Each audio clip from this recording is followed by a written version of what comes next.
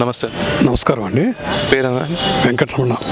వెంకటరమణ గారు, ఇప్పుడు కేసీఆర్ గవర్నమెంట్ చూశారు, రేవంత్ రెడ్డి గారు గవర్నమెంట్ చూశారు. ఏ గవర్నమెంట్ బాగుంది సార్? రెండింటి గురించి నా అభిప్రాయం ఒకటేనండి. ఎవరు వచ్చినప్పటికీ ఈ ఉచిత స్కీమ్స్ ఏదైతున్నాయో ఇవన్నీ ప్రజల్ని ఒక పక్కదారి పట్టించి ఓటు బ్యాంకు కోసం ఇస్తున్నారు. వాటిల్లో మంచిగా అవసరమైన వాళ్ళకి, చేతగాని వాళ్ళకి, లేమ్యాన్కి, ఇలాంటి వాళ్ళకి ఇవ్వాలి స్కీమ్స్ అనేది. తర్వాత ఇంకోటి ఏంటంటే, ప్రకృతిలో ప్లాస్టిక్ కానీ లేకపోతే పాలిథిన్ కవర్లు కానీ లేకపోతే ఇవన్నీ సముద్రాలు, నదులు నిండిపోతున్నాయి. రోజు ఈ హాస్పిటల్స్లో వాడే సర్జికల్ ప్లాస్టికల్స్, పాడైపోయిన సెల్స్. గవర్నమెంట్ ఏం పట్టించుకోపోయేటప్పుడు ప్రకృతి పాడైపోతున్నది. ఎప్పుడు ఏ గవర్నమెంట్ వచ్చినా ఉచిత స్కీములు ఇచ్చి ఓటు ఎట్లా వేసుకుందాం అని చూస్తున్నారు. కానీ ఇప్పుడు ఈ చెట్లు పెంచుదామని కానీ ప్లాస్టిక్ తీసేద్దామని లేదు. ఏ గవర్నమెంట్ వచ్చినా మాకు కావాల్సింది ఒకటేంటంటే, అంత మంచిగా చేయాలి. కానీ ఓటు బ్యాంకు కోసం వీళ్ళు మేము అది ఇస్తాం ఇది ఇస్తాం అని చెప్పి వాళ్ళని లెథార్జీగా తయారు చేస్తున్నారు. అందుగురించే మీరు అన్న ప్రశ్నలో రేవంత్ రెడ్డి గారు గవర్నమెంట్, కేసీఆర్ గవర్నమెంట్లో ఉన్నాయి. వాళ్ళ దాంట్లో కొన్ని మంచి ఉన్నాయి, దీంట్లో ఉన్నాయి. కానీ రిసోర్సెస్ ఇప్పుడు హైదరాబాద్ ఉందండి. హైదరాబాద్కు సంవత్సరానికి 5 లక్షల మంది మైగ్రేట్ అవుతున్నారు. 1.5 కోటి మంది వచ్చారు. వాళ్ళందరికీ వాటర్ ఎట్లు ఇవ్వాలో వాళ్ళందరికీ కావాల్సిన ఇబ్బందులు చాలా ఉంటాయి భవిష్యత్తులో. కాబట్టి పట్టణాలను కూడా కొంచెం డెవలప్ చేయాలి. మొత్తం హైదరాబాద్ మీద కాన్సన్ట్రేషన్ ఉంది. రెండు గవర్నమెంట్ నేనేం అనట్లేదు, వాళ్ళు కొన్ని చేయొచ్చు, వీళ్ళు కొన్ని చేయొచ్చు. కానీ మెయిన్ ఏంటంటే ప్రకృతిని కూడా బాగు చేయాలని నా ఉద్దేశం. ఎవరు ఇచ్చినానండి, ప్రజలు వాళ్ళు కష్టపడి మళ్ళీ దాన్ని రిటర్న్ ఎకానమీ డెవలప్ చేసుకోవాలి. అంతేగాని ఉచితంగా ఇస్తామని కూర్చోబెడితే చాలా ఇబ్బంది అవుతుంది.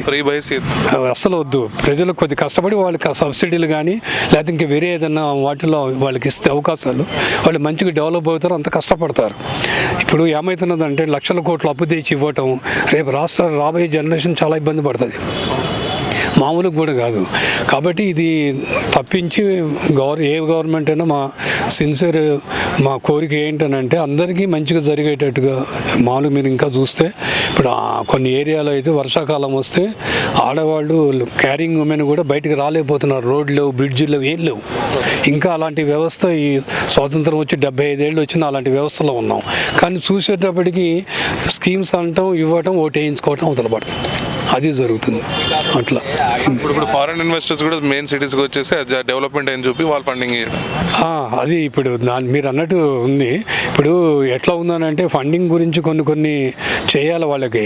కానీ కామన్ పీపుల్ కావాల్సిన చేయాలండి. ఇప్పుడు మామూలుగా ప్రతిరోజు ఎంతోమంది ఎన్నో రకాల కష్టపడుతున్నారు కదా, వాళ్ళకి కావాల్సినవి చేయాలి. వాళ్ళకి అన్నం లేదు, ఏం లేదు, వాళ్ళు చాలా ఇబ్బంది పడుతున్నారు. వాళ్ళకి ఆశ్రమాలు ఇవ్వాలి, వాళ్ళకి చేయాలి.